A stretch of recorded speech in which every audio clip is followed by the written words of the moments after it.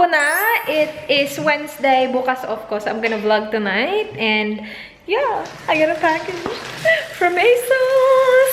I ordered a dress online. Kasi diba, if you guys have been watching my vlog, alam nyo na naghanap ako ng dress para suotin sa wedding ng pinsan na Dan. So it's gonna be in October, mid-October. And sana magkasya yung dress. Ito, try ko siya, guys. First time ko mag-order sa ASOS. Sa kanila ako nag-order kasi meron silang petite and size 4 to. So I will open it. Kakarating lang namin galing. Nagpunta kami sa Kohl's at saka sa Kmart din. And I got this legging sa Kmart. Ano siya?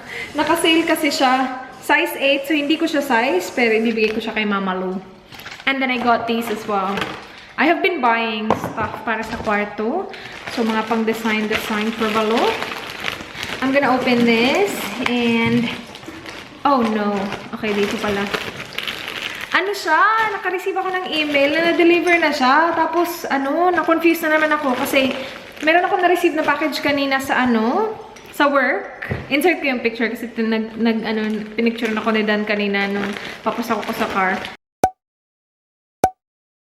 Pero yeah, meron ako isang malaking package galing sa Sephora. And then, ito din, galing sa Innisfree. And then, akala ko, tapos wala yung ASOS doon. Tapos sabi kasi, nag-email kasi sa akin yung ASOS na sabi nila, na-deliver na daw. So sabi ko, saan ko ba pinadeliver? Dito pala sa bahay. Ewan ko kasi, paiba-iba kasi yung address na binibigay ko. And this is the dress. Oh my gosh, it looks different.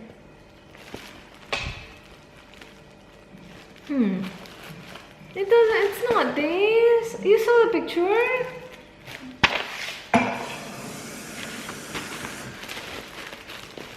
It's white.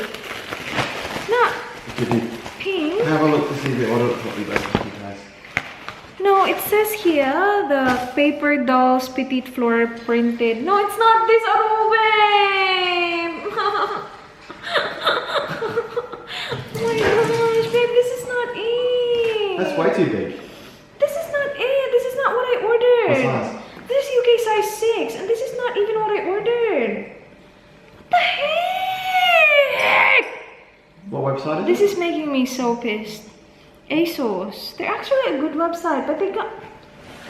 Check your order. I'm gonna... Fill it out and email No, them I'm gonna and sort it out. Oh, fudge! That is so effed up. Like, why? That's not right. That's so bad.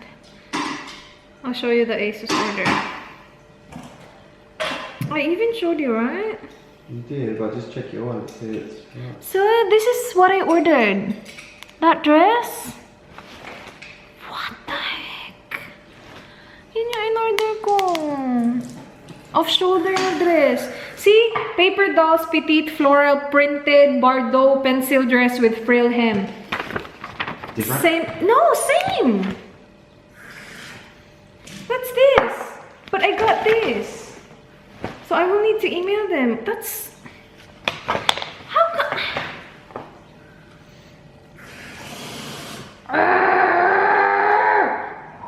Do you have a return? What's their return? I'm not even policy? gonna wear this. Like, what the heck? What the heck is this? Ano ba to? Nakakaloka. Madidelay na naman. Ano pag hindi dumating? Tapos wedding na. Ay, nakakainis. Nakakainis kasi mali yung order. Excited na excited pa naman ako. Nakakaloka. Feeling ko kasi yung in-order ko na original, mahaba siya ng konti. So, kailangan ko pa siya ipa-alter. So, excited na ako i-try siya para mapa-alter ko na siya. And, mali nga. So, si Dan, sinusulat na niya yung kung ano yung, isusulat namin sa email kasi pwede kang mag-comment dun eh. So, mabulaklakin kasi yung mga sulat niya. So, siya yung pinapasulat ko kapag may mga ganyan-ganyan. And, nakakaloka kasi tama naman yung order dito. Tama naman yung pangalan, pero iba yung product na na-receive ko. So, sana okay yung customer service nila. So, sasabihin ni Dan na meron akong channel para siguro mabilisan nila. Sana. Kasi kailangan ko yun. Yan, nakakainis. I think $60 yun. Yung bili ko. So, hindi siya mura. And gusto ko i-replace, hindi yung refund. Kasi gusto ko pa rin makuha yung tamang item. So, sana I will hear from them soon. And what I will cook today is yung minced beef na merong chips. Naluto ko na to noon eh. Ito yung chips na gagamitin namin. And merong tomato and lettuce and then onion. Ito sana yung lulutuin namin kagabi. Kaya lang, nag-workout kami kagabi. Tapos after workout, nagpunta kami sa Coles, I think, or Foodland. And then after nun, nag-gather na kami ng ingredients para sa ito nga, lulutuin namin. Tapos sabi ni Dan, mas mura kapag kumain tayo sa labas. Sabi niya, kapag may voucher kasi kami, gumagamit kasi kami ng entertainment book na merong mga 50% off kapag kumain kayo sa mga, like, hindi lahat ng restaurant, pero may mga pub na 50% off. So, naghanap si Dan ng 50% off. Sabi niya, kumain man tayo sa labas, hindi ka pa mahihirapan magluto. Tapos, pagdating namin doon, nakakaloka guys, yung binayad namin, hindi naman siya as in over mahal kasi meron nga kami discount, pero mas mahal siya sa ine-expect namin. So, mas mahal, it came up na mas mahal pala yung nabayaran namin sa pub kaysa sana sa bumili nito. It was such a failed dinner. Tapos, we waited like 50 minutes as well to get our order. It was crazy. Sabi namin na hindi na kami babalik dito. Kahit na ilan pa yung discount nila. Nakakaloka. Ang tagal. Tapos yung food, it was not the best. Like, it wasn't worth the wait at all. So, yeah, we went to... What pub did we go to last night, babe? Windsor Gardens. Malapit kina-Kat. Kapag nandito kayo kung nandito kayo sa Adelaide, huwag kayong pumunta doon. Tsaka-tsaka. Tapos ang tagal-tagal. Tapos tapos nung dumating na yung food, wala naman. Hindi naman siya ganun ka-special para sobrang tagal na dumating, diba? Wala. Anyway, kailangan ko din ng onion. Mamaya na ako magluluto kasi hindi naman siya like kailangan talaga. And guys, kanina sa trabaho, nagpamigay sila ng chobani na na yogurt. Sobrang dami. Puno yung fridge namin sa work ng chobani. So, marami akong dinala. Ito, chobani na wait, pakita ko sa inyo ng maayos. Season na pala ng mangga dito. So, bumili ako ng mangga kagabi. Anyway, ito yung chobani, mango flavor. And I got the strawberry as well. And then another mango. And then I have this raspberry. And then blueberries. And then this is their new line. Char new line. Chobani flip. So, meron siyang laman dito ng mga nuts and hazelnut. Or like, maybe coconut. Siguro mga dried coconut something. Kasi yun yung flavor niya. Na-try ko kanina sa work is yung peanut caramel. And okay yun. Excited ako kainin yan. Meron pa kami watermelon doon na hindi pa What's in my fridge? Puno yung fridge na. Bakit? Babe, why do we have this? Someone gave it to you? Yeah. And we have this as well. I'm gonna have some tonight. I need it. Magvo-vodka ako tonight, Char. Mag-unboxing ako, guys! So, I got a package from Innisfree. Kanina ko lang ito na-receive. Sa Actually, I think kahapon ito. Or maybe yung isa yung kahapon. Meron ako isang big box galing kay Sephora dyan. And unahin muna natin sa Innisfree. Gagawa ako ng Instagram video featuring Innisfree. First time ko mag-Instagram video, nakakaloka. So, meron tayo dito? I think ito yung bagong palette nila. I'm not quite sure. Ooh, yes! Hala! Oh, wow! Hala, wow! Okay. Meron silang palette. I think, like, create your own palette. Maybe. Tapos, it comes with the shades. Ito yung eyeshadow nila. Hindi pa ako nakatry ng Innisfree, so hindi ko alam yung quality niya. But I will film the video tomorrow and post it on my Instagram. Gusto ko mag-start na mag-feature ng kung anik-anik sa Instagram ko. But they have the... Oh, highlighter! Shade 01. Yan. And then meron tayong Shimmer 41. Shimmer 37. Blush 18. Ay, bongga. Okay. And then Matte 34. And then 40 shimmer. I don't think mag-fit sila lahat dito. Like, paano? Ano to? No, hindi naman. Palette lang talaga to, guys. Hindi ko siya maintindihan. See? Kasi ito, meron talaga siyang, like packaging siya talaga, na siya lang. So, hindi ko alam kung ano ilalagay dito. We will figure that out. Let's open this. Meron pang isa dito. So, ito. Ay, nice! Meron ako nung, I think Innisfree yung ano ko ngayon, moisturizer ko ngayon. Green tea. Green tea na moisturizer ko, Innisfree. This is the green tea seed cream. Hindi ko alam kung eye cream siya kasi sobrang liit lang yan. So, maybe eye cream. And then, I have the green tea serum. Green tea seed serum. Nice! I like serum. Ginagamit ko yung serum sa neck ko actually. And then, I have the green tea cleansing foam. It's a really nice travel size. Nice! I'm excited. That's really cute. Okay. Now, wait. Ibalik ko lang itong mga to. Open natin si Sephora! Mabigat to. Hindi ko alam kung ano laman. After ko to i-unbox, magluluto na ako, guys. Woo! Sephora! Wow, that's a massive box. Mabigat! Oh! Oh, wow! Fresh! Bago yung fresh sa Sephora. Ito. Wait. Ito yung mabigat. Mga skincare to. Nice! Ang ganda na packaging. Oh, that's cool. May catalog. Bongga. Ay, nice. Yan. Ang bango, ha? Hala, ang ganda. Socialing to, ha? Meron tayo ng Sugar Advanced Therapy. Meron tayo ng Fresh Rosé. Rose Lip Treatment. Parang kailangan ko yun kasi yung lips ko lately, ano sila? Nagcha-chop. Ay, ang bango. Ito siya, oh. Meron ako nung, hindi ko alam kung fresh yun. Parang fresh yun kasi sugar yun eh. And this one, oops. Ito, ang bango ha. Hala, ang bango. Wait, ang ganda nito sa lips. Feeling ko lang. Hindi ko pa sure. Hindi ko pa nagamit. I think, no, Kores ata yung nagamit ko noon. Kores na lip balm na sobrang nagustuhan ko din. Meron sila lip polish. So, mga ano sila, mga pang lips, ha? In fairness naman. Okay. Sugar lip polish. So, ito yung bago sa Sephora PH. Yung fresh na brand. And then, meron tayong soy face cleanser. Ito, cleanser. Fresh cleanser. Face cream. Nice. So, Lotus face cream. Youth Preserve face cream. Siguro ibibigay ko to sa best friend ng mama na Dan. Kapag mayroong, something na hindi ko magagamit. Wait. And then we have the Black Tea Perfecting Mask.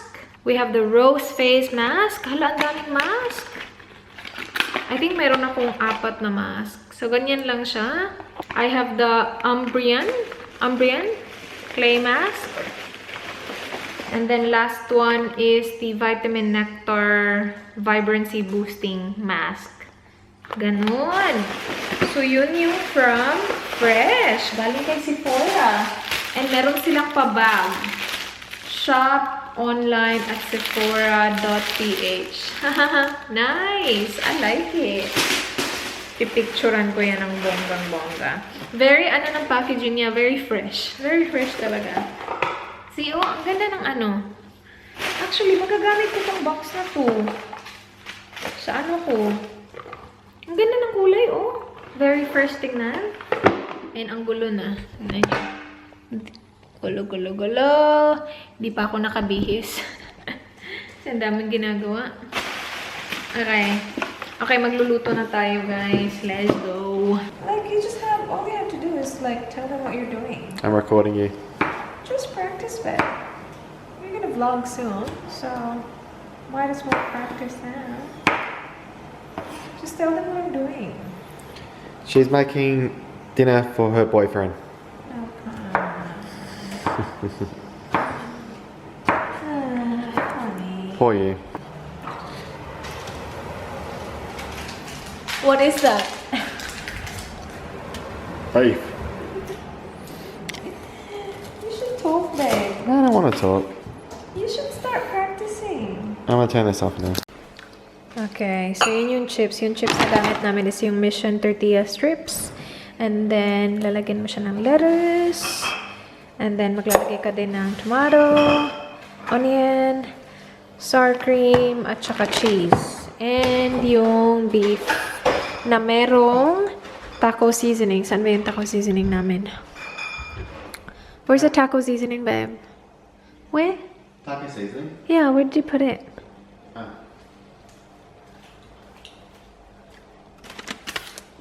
Ito, yung nilagay ko sa beef para may flavor siya. So, yun. Okay, ito yung akin. Sobrang dami niya tingnan. Nilipat ko siya galing dito sa dito para mas wide. And yung beef nasa ilalim. Kasi paglipat ko sa kanya, parang napailalim siya. And then kay Dan, yan.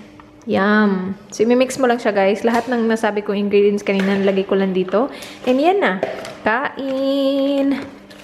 So, I think itong chip na to, mas healthy siya kaysa sa Doritos.